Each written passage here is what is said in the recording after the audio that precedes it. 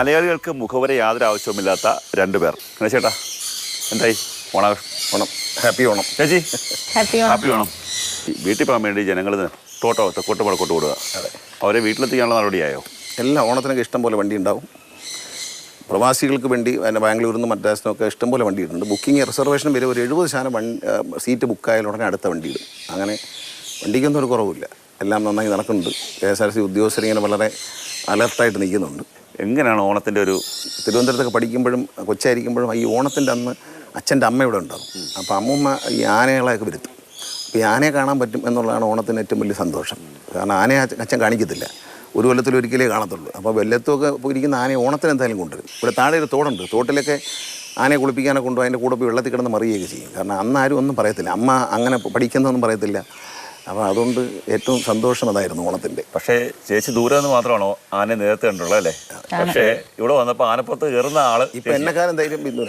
ഞാനൊരു ചെറിയ അകൽച്ച വയ്ക്കും, ഇതിന്റെ തനി സ്വഭാവം എടുത്താലോ എന്ന് വിചാരിച്ചിട്ടേ. പക്ഷെ അത് അറിഞ്ഞൂടാത്തോണ്ടാന്ന് തോന്നുന്നു അതിന് വളരെ ക്ലോസ്. ഗണേശേട്ടൻ എല്ലാവരോടും പറയുന്ന ഒരു കാര്യമാണ്. കാരണം ഞാൻ രണ്ടുപേരെയും വിശ്വനാഥനും ശ്രീകണ്ഠനുമാണ്. ശ്രീകണ്ഠൻ അച്ഛൻ്റെ കൂടെ ഉണ്ടായിരുന്ന ആനയാണ്, വിശ്വനാഥൻ ഗണേശേട്ടൻ്റെ ആന തന്നെയാണ്. പക്ഷെ ഞാൻ കല്യാണം കഴിഞ്ഞ് വന്നപ്പോഴും ഞാൻ ജോലിയൊക്കെ ഉണ്ടായിരുന്നു ആ സമയത്ത് ദുബായിലും ഒക്കെ ആയിട്ട്. അപ്പോൾ അത്രയും ക്ലോസ് ആയിരുന്നില്ല. പക്ഷെ ഇപ്പോൾ ഒരു ലാസ്റ്റ് 4 years ആയിട്ട് ഞാനും മനോജും കൂടിയിട്ടാണ് നോക്കുന്നത്. ഞാനിവിടെ വന്നു കഴിഞ്ഞാൽ ഞാൻ നേരെ പോയി അതിനെ തന്നെ കെട്ടിപ്പിടിക്കും. അപ്പോൾ ഗണേശേട്ടൻ്റെ അടുത്ത് ആൾക്കാർ ഇവിടെ ഉള്ളവർ ചോദിക്കും, യോ ചേച്ചിക്ക് പേടിയില്ലേന്ന്. എന്നിട്ട് ഞാൻ എൻ്റെ പുറത്ത് കയറും. അപ്പോൾ പറയും ഇതിനെക്കുറിച്ച് അറിയാഞ്ഞിട്ടാ, അത് ഒന്നും അറിഞ്ഞൂടാണ്. പക്ഷെ അങ്ങനെയല്ല, അവർക്ക് രണ്ടുപേർക്കും ഞങ്ങൾ രണ്ടുപേരോടും വളരെ സ്നേഹമാണ്. ഗണേശേട്ടൻ കുറച്ചൊരു ഡിസ്റ്റൻസ് വെച്ചിട്ടേ നിൽക്കുള്ളൂ. സ്നേഹമൊക്കെയാണ് വിശ്വനാഥ വാ എന്ന് പറഞ്ഞു കഴിഞ്ഞാൽ അതിനറിയാം. വേറെ ആരെന്ത് പറഞ്ഞാലും കേൾക്കില്ലെങ്കിലും ഗണേശേട്ടൻ വന്നിട്ട് വിശ്വനാഥ എന്ന് പറഞ്ഞാൽ എല്ലാം പറഞ്ഞതെല്ലാം കാണിച്ച് ഉമ്മ കൊടുക്കും. അത്രയും സ്നേഹമാണ്, വേറെ ആരടുത്തും ഇല്ല. കഴിഞ്ഞ കുറേ കാലമായിട്ട് KSRTC ജീവനക്കാർക്ക് അങ്ങനെ ഒരു സന്തോഷം ഇല്ലാത്ത കാലഘട്ടമായിരുന്നു. പക്ഷേ ഇത്തവണ ഓണം ബോണസ് കൊടുത്തു, കൃത്യമായ ശമ്പളം കൊടുത്തു, എംപാനൽ ജീവനക്കാർക്ക് ശമ്പളവും ഒപ്പം 1000 രൂപയും കൊടുത്തു. എങ്ങനെ സാധിച്ചു? അല്ലാതെ നമ്മുടെ ഒരു താല്പര്യമാണ്, അങ്ങനെ കൊടുക്കണമെന്ന് മുഖ്യമന്ത്രി ഒരു ആഗ്രഹം പ്രകടിപ്പിച്ചിരുന്നു. പിന്നെ ശമ്പളം നമ്മൾ കറക്റ്റായിട്ട് കൊടുത്തുകൊണ്ടിരിക്കുകയാണ്. ഇപ്പോൾ എല്ലാ മാസവും അവസാനത്തെ വർക്കിംഗ് ഡേ തന്നെ കൊടുക്കാൻ. കാരണം എൻ്റെ അച്ഛൻ്റെ കാലത്താണ് ആദ്യമായിട്ട് KSRTCക്കാർക്ക് ലാസ്റ്റ് വർക്കിംഗ് ഡേയിൽ ശമ്പളം കൊടുക്കുന്നത്. പിന്നെ 1-ാം തീയതി പിന്നെ അങ്ങനെ നീണ്ട് പല ഘട്ടങ്ങളിലായിട്ട് പോയി. KSRTC ഒരു സാമ്പത്തിക ഞെരുക്കം ഇപ്പോഴും ഉണ്ടെങ്കിലും പഴയ പോലുള്ള നഷ്ടം കുറഞ്ഞു വന്നിട്ടുണ്ട്. ഇപ്പോൾ ഉദാഹരണത്തിന് കഴിഞ്ഞ ഓഗസ്റ്റ് മാസത്തിൽ KSRTCയുടെ നഷ്ടം 62 കോടി രൂപയാണ്. ഈ വർഷം 41 കോടിയേ ഉള്ളൂ. അപ്പം നഷ്ടം ഒരു വർഷം കൊണ്ട് വളരെ കുറയ്ക്കാനും യാത്രക്കാരെ എണ്ണം വർദ്ധിപ്പിക്കാനും അനാവശ്യമായ വണ്ടിയുടെ ഓട്ടം കുറയ്ക്കാനും കഴിഞ്ഞു. അതിലാണ് ഈ നഷ്ടം നികന്നത്, അല്ലാതെ വേറെ മികച്ച പ്രകടനമൊന്നുമില്ല. അങ്ങനെ വന്നപ്പോഴത്തേക്ക് ഓരോ കിലോമീറ്ററും സമ്പാദിക്കുന്ന പൈസ 46-ൽ നിന്ന് 49-ലേക്ക് പോയി. അപ്പോൾ ഈ ഒരു നേട്ടമാണ് ഈ ഒരു നഷ്ടം കുറയാനുള്ളത്. അപ്പോൾ ഈ നഷ്ടം കുറഞ്ഞൊക്കെ വരുമ്പോൾ നമ്മൾ ബാങ്ക് ഓവർ ഡ്രാഫ്റ്റിലാണ് ഓടുന്നത്. എന്നാൽ പോലും ഓണം എന്ന് പറയുമ്പോൾ KSRTC ജീവനക്കാർക്ക് മാത്രമല്ല, മലയാളിക്ക് എന്താണെന്നറിയില്ല. നമുക്കറിയാം, ഏതൊരു സാധാരണക്കാരോട് ചോദിച്ചാലും എത്ര വലിയ ആളോട് ചോദിച്ചു ഓണമല്ലേ എന്ന് പറയും. ഈ ഓണമെന്ന് പറയുന്ന ഒരു സന്തോഷിക്കാനുള്ള ദിവസങ്ങളാണെന്ന് മനുഷ്യൻ്റെ മനസ്സിൽ പതിഞ്ഞിരുന്നു. ആ വികാരത്തിൽ ഒരു വിഭാഗത്തെ മാത്രം നമ്മൾ പട്ടിണിക്കിടുകയും അവർ ഓണം ഞങ്ങൾക്ക് ഓണമില്ല, ഓണത്തിന് ഞങ്ങൾ കഞ്ഞി വെച്ച് സെക്രട്ടേറിയറ്റ് മുമ്പിൽ കിടക്കുകയാണെന്നൊന്നും പറയാൻ വേണ്ടെന്ന് വെച്ചിട്ടാണ് നിർബന്ധപൂർവ്വം നമ്മൾ ഒരു കരുതലോടുകൂടി നീങ്ങുകയും ഓണം ആഘോഷിക്കാനൊരു അവസരവും ഒരു ഫെസ്റ്റ് നടത്തി, ഒരു ട്രാൻസ്പോ നടത്തിക്കൊണ്ട് KSRTC ജീവനക്കാർക്ക് എൻജോയ് ചെയ്യാൻ ഒരവസരം കൂടി കൊടുത്തു. അവരുടെ പുതിയ വണ്ടികൾ ഇറക്കിക്കൊണ്ട് അവർ സമൂഹത്തിൻ്റെ മുമ്പിൽ ഒരു നല്ല പിക്ചർ, KSRTC നല്ല പിക്ചർ ഉണ്ടാക്കാൻ കഴിഞ്ഞു. ആ പിക്ചറെല്ലാം ഉണ്ടാക്കിയിട്ട് ശമ്പളം കൊടുക്കാതിരുന്ന അതുകൊണ്ടാണ് ഓണത്തിന് കൊടുക്കും. ഇനിയുള്ള കാലങ്ങളിലും കൊടുക്കാൻ കഴിയുന്നതാണ്. ഈ നിലയ്ക്ക് പോയാൽ ഇനിയുള്ള കാലങ്ങളിലും കൃത്യമായി ഇതൊക്കെ കിട്ടും.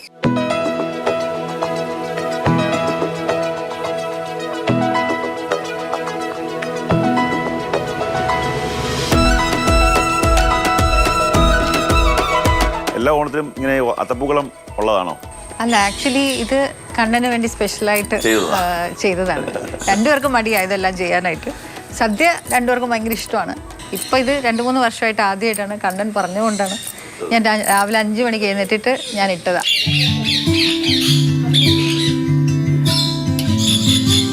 ഓണത്തിന് ചേട്ടാ നമ്മുടെയൊക്കെ നാട്ടിൽ ഈ ഓണാട്ടേര മേഖലയിൽ ഉറുമ്പൂട്ട് എന്ന് പറയുന്നൊരു രീതിയുണ്ട്. അതായത് ഉറുമ്പിനെ പോലും ഊട്ടിക്കുക എന്നുള്ള രീതിയിലേക്കാണ് അവിടുത്തെ ഒരു പ്രത്യേകത.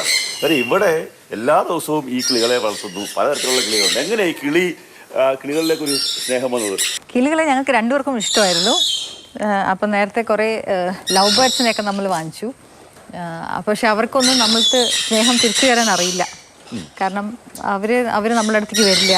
നമുക്ക് അവരെ കാണാൻ നല്ല ഭംഗിയാ, ലവ്വേ ഉള്ളൂ. പക്ഷെ അവർ അങ്ങോട്ടും ഇങ്ങോട്ടേ ലവുള്ളൂ, നമ്മളോട് ലവില്ല.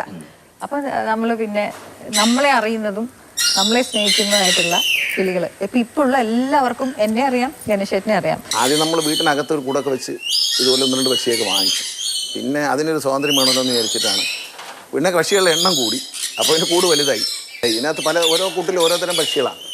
ഇവർ കുറച്ച് ചെറിയ പക്ഷികളാണ്. അവർക്കൊക്കെ വേറെ വേറെ ഭക്ഷണങ്ങളുമാണ്. വാ, ആരും ചെയ്യത്തില്ല, വാ.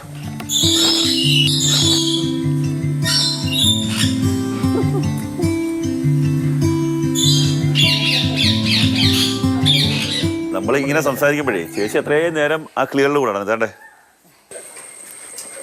അവിടെ ഇരുന്നുള്ളത്. അവിടെ ഇരുന്നോളൂ. ഓ, സ്നേഹം ഇവന് പ്രത്യേക പരിഗണന.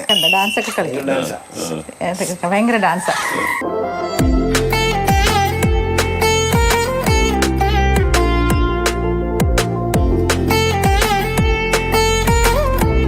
ഗണേശേട്ടാ, ഈ ഓഫീസിലേക്ക് വരുന്ന സമയത്ത് പണ്ട് പിള്ളസാറിൻ്റെ ഓഫീസ് എങ്ങനെയാണോ അതുപോലുള്ള കസേരകൾ ബാക്കിയുള്ള കാര്യങ്ങളെല്ലാം എനിക്കിപ്പോൾ കൗതുകം തോന്നിയതേ KSRTC ഒരു മിനിയേച്ചറാണ്.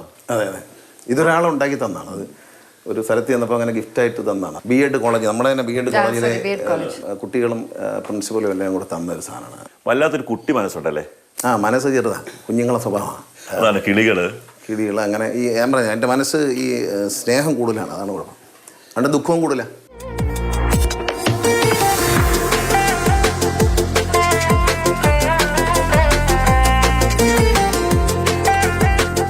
ചേട്ടാ, ഇവിടെ വന്നു കഴിഞ്ഞാൽ ഈ ഞാൻ നേരത്തെ പറഞ്ഞില്ലേ കുട്ടികളുടെ മനസ്സാന്ന്, അല്ലെങ്കിൽ കുട്ടികളെ പോലെയാണ്.